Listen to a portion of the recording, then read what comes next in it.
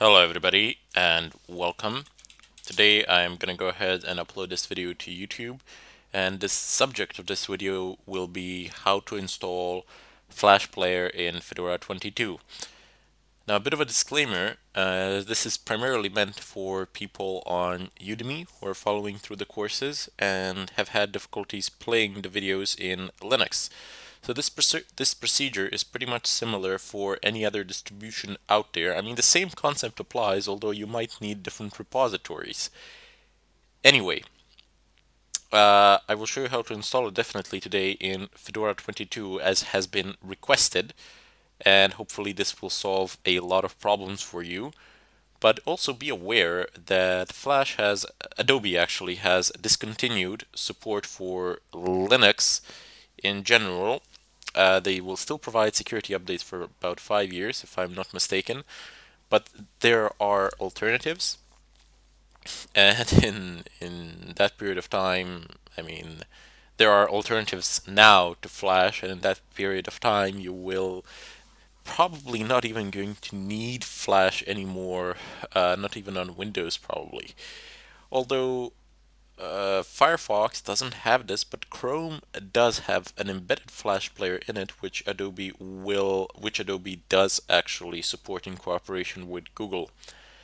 However, if you wish to use Firefox with Flash Player without using any of the alternatives, you will have to do the following. So one of the first things that we need to do is basically import repositories, and this is I mean, it's not technically complex or demanding, but it is always something that Linux users dread or don't generally like to do, especially importing repositories from that are from, yeah, some repositories that you don't really trust, let's put it like that. But sometimes it is necessary if you want to have a certain piece of code, a certain piece of software or package. And that is why I will show you how to import repositories for Flash for Fedora 22. So let's go ahead and open up our browser and look at this website. It's https askfedora.org. Oh, okay, let me delete this. That was my test video. So just type in how to install Flash in Fedora 22. I've marvelously misspelled this, and you can see there's this. You have it on multiple sites, etc. on how to do it. It's fairly simple. I myself, I've personally followed the guide from askfedoraproject.org, and they're all pretty much the same. But I would choose this one. Here's why. This is ask.fedoraproject.org. It's HTTPS, and I like to get things from official or sources that are at least credible and not some random forum out there. I'm not going to copy paste a repository from there and import it as root. So over here it says a 64-bit version, and down here you have a 32-bit version. So I will import this repository here. I don't need the command itself because the command itself is a little bit different in Fedora 22. So I'm just going to go ahead and copy this repository and open up my terminal. Now I am using a Fedora 22 with a GNOME spin, or well, GNOME is the default for it, but this is a virtual machine. My host machine uses a KDE, so it might be a bit different graphics wise for you, but completely irrelevant. Just open up a terminal, whichever spin of Fedora you're using, whichever graphical user interface you are using, completely irrelevant. Just open up a terminal and the procedure is exactly the same. So let us become. You need to be root in order to be able to do this, and you will type in the following: su. Sorry, not su. You would use to switch to a root user like this. You would type in su, and then you would become root. Of course, I am already root, but you will be prompted for a password. Now, what I need to do is type in dnf space install space and Control Shift V to paste this that I've copied from that site. Press enter, and this is already installed on this system. The repo has been imported, but let's just let it go through. It's gonna go through some updates and stuff like that. No big deal. This should finish shortly. But this is basically what you would do if you would like. I mean, it's probably gonna ask you some question. One question: are you sure you wish to install it? Uh, if you want to skip that, you can just type in -y, and you can run this exact same command as I have ran it here in Fedora 22, and this will work. So I already have it, so obviously it won't be able to install, but if you just add the -y at the end, you won't be asked any questions. Now I need to clear the screen and type in DNF, well, DNF update. And there seems to be some things that need to be updated here, and let's just leave it at that and say yes, there aren't that many packages and they're fairly small, so this should go really fast, hopefully. At least at least those are my hopes anyway. And it's almost done. Always like this. So after we run the updates, we're gonna go ahead and search the repos for our Flash plugin, and then we're gonna install it. And afterwards, we will go into Firefox, mess around with few settings there. After we have done that, we will successfully be able to use Flash. Okay, so let's clear the screen. Type in DNF search Flash pipe space grep -I plug. Give it time, give it time. This is a virtual machine. So there we go. It says Flash, not Flash plugin. This is the one that we're gonna go ahead and take. DNF install space Control Shift V and go for it. And there you go. I mean, it says that it's already installed, so it won't go through the installation procedure. I figured I would spare you that. If you don't want to be asked any questions, just add -y at the end, and that is literally it. If you do get asked a question, that will be are you sure that you wish to install it. You basically answer with yes or no. You type in Y, or you type in N, and if you type in Y, it's going to continue. If you don't type it in, if you type N in, it's not going to continue. That's all that there is to it. Now that we have done this, we're gonna go ahead and open up our web browser. Well, actually, we are going to close this web browser, and then we're gonna open up another one just to reset it. Not a bad idea. And the very first thing that we're going to do is verify that we do actually have Flash. So go ahead and type in about : plugins. Let's see that we have it. Shockwave Flash, there we go. So it is there indeed. The next thing that we're going to do is type in about : config. Here be dragons.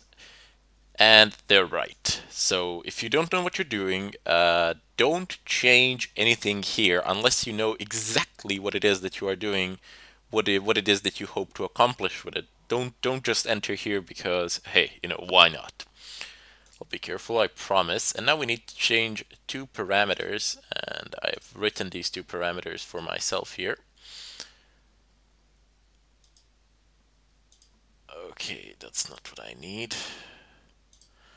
I'm looking for a way to zoom this in, but it seems to be a bit difficult. Come on. Why? Okay, no big deal. Never knew how to do these things here because I never needed to do them there, but I know how to do them in the terminal. Vim test. Oh, I don't have the VIM installed here. Nano test. I don't have Nano installed either, which is very interesting. DNF install VIM. Go for it. The reason why I'm doing this is because I don't know how to zoom things in gedit, as I haven't used gedit in forever, as I generally tend to use the KDE desktop, which comes with kwrite. And then I tend to use kwrite on rare occasions, but just mostly use vim, sometimes nano. Vim test, and okay, the first portion didn't get copied for some strange reason.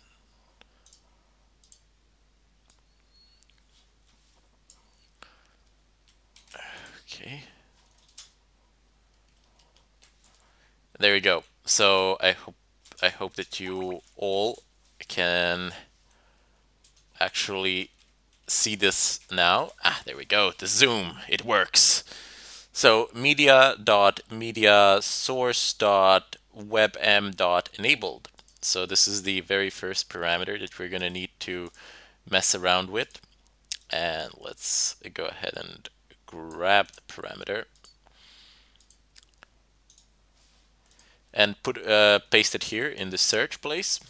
So it says media source enabled. The value is true. So by double clicking, it will be by default false if I'm not mistaken. Just make sure that the value is true. So just double click to change, that's it. You don't need to press any buttons to save it or anything like that. Once you change it, it's changed. The next thing that we need to do is, well, do the same thing for media source enabled. Okay. And it says media source enabled. Again, the value is true. You can just change it by double clicking on it. It's supposed to be true. By default, I do believe it will be false. But if it's true by default on your system, great. Anyway, now that we have successfully done that, let's go ahead and close the web browser and let's open it up again. I don't think that you need to close it and open it up this many times, but I like to play things on the safe side, so yeah. Okay, let's go to YouTube, and what shall we type in? I like to earn. Okay, I like to earn. Let's type in run. Okay, I don't really like any of these videos. God, like, just type in YouTube. I'm unnecessarily complicated, which is amazing.